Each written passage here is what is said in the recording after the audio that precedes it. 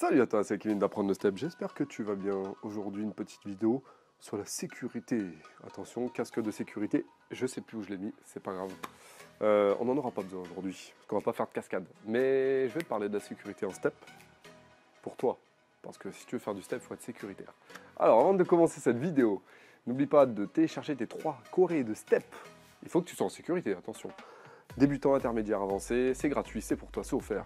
Tu télécharges, tu as juste à mettre ton mail en fait, tu vois. Et après je te l'envoie dans ta boîte mail, le lien avec les 3 vidéos.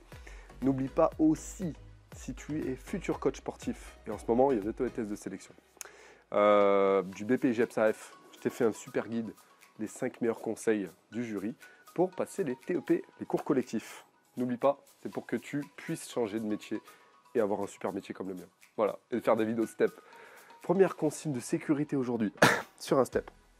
Parce que c'est important, parce que si évidemment en step tu n'es pas sécure, eh bien tu vas tout simplement moins profiter, tu peux te blesser et tu peux évidemment avoir d'autres conséquences plus graves, des tendinites, des entorses et voire des déchirures, voire même des hématomes, voire des chutes, des commotions cérébrales. Moi j'ai pas envie de ça pour toi.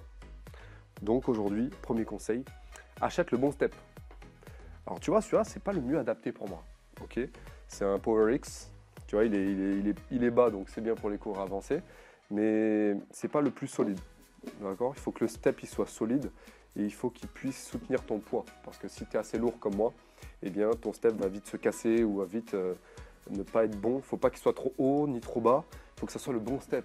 Sinon, eh bien, et puis il faut que ce soit en cohérence avec aussi le niveau de musique, de chorégraphie, etc. que tu es en train de faire, d'accord? Si tu fais un rythme trop rapide sur la musique et que c'est un niveau avancé, évidemment, tu vas pas avoir un step de cette hauteur. Donc choisis le bon step.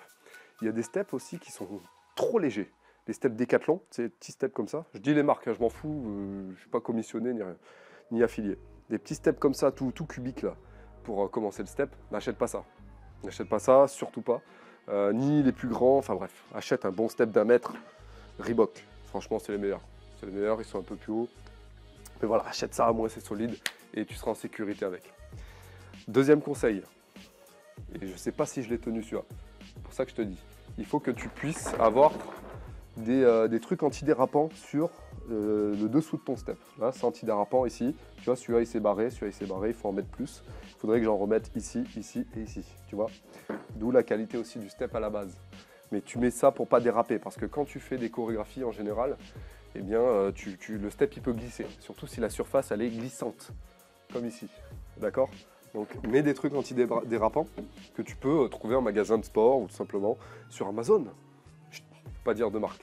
Il ne faut pas faire fonctionner trop le commerce Amazon. C'est pas bien. En plus tu trouves rien sur Amazon. Enfin, bref. Donc voilà, j'espère que tu as bien compris ça. Ensuite, troisième conseil de sécurité sur le step, en général en step, il n'y a pas que sur le step, c'est qu'il faut que tu aies assez d'espace, d'accord? Mets de l'espace. Parce que quand tu es grand comme moi, il faut que tu puisses bouger, surtout sur les chorés avancées. Là, par exemple, si je fais une choré derrière, eh bien, à cause du recul de la caméra, parce que j'ai pas pu reculer la caméra, mais ça serait pas bon là. Ça serait pas bon trop. Pour du intermédiaire débutant, ok, ça passe tranquille. Mais sur du avancé, ça va vite et tout, des mambo, des calypso. Si je fais un calypso, là, je me prends le mur. Ok, le truc. Donc, assez d'espace en fonction de la chorégraphie que tu as. Et puis, si tu es en salle de sport, malheureusement, bah, tu fais avec les gens autour. Donc, il faut faire attention. Et surtout, appliquer le 4e conseil qui est les bons placements. Parce que si tu as des bons placements, tu vas prendre moins d'espace. D'accord? Les placements sur le step, il ne faut pas évidemment que tu sois trop loin de ton step. D'accord? Il faut que tu gardes une distance, un cercle autour du step où tu ne vas pas dépasser. Il faut que en gros ça soit un pied maximal. Un pied maximum. Bon, évidemment, quand tu te déplaces, tu fais des mambos super tournés. Bon, tu n'es pas à un pied de ton step. D'accord? Donc les placements, tu mets bien le pied à plat, tu respectes les directions, tu essayes toujours d'avoir le pied en diagonale du step quand tu fais des genoux, etc. Surtout quand tu as des grands pieds comme moi. Et tu essayes de ne pas descendre devant, ici. Ok? Parce que c'est super important. Tu seras plus, biomécaniquement, tu seras mieux au niveau de ton corps, tu auras beaucoup plus de facilité à progresser, tu feras mieux les pas, donc ça sera plus efficace au niveau physique, et puis surtout tu seras en sécurité puisque tu ne te blesseras pas. Voilà, et ça c'est cool, c'est super cool. Non, qu'est-ce que t'en dis? C'est pas sympa ce que je te dis. Je te dis de faire des bonnes choses pour toi quand tu fais du step.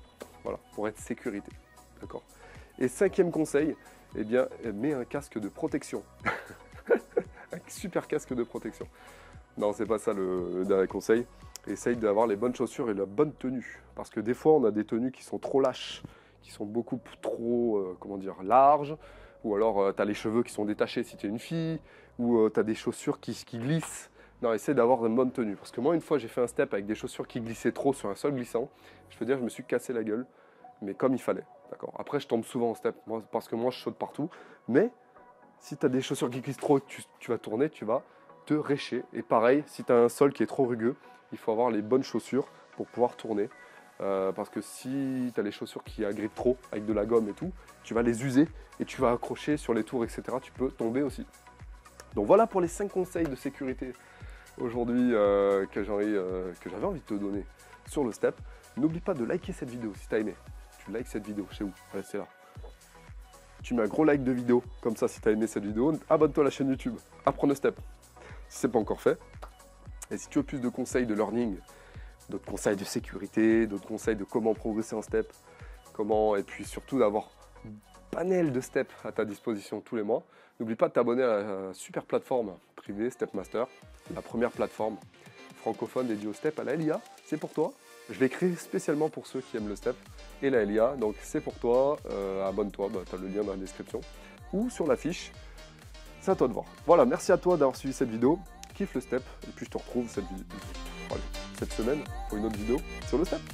Ciao.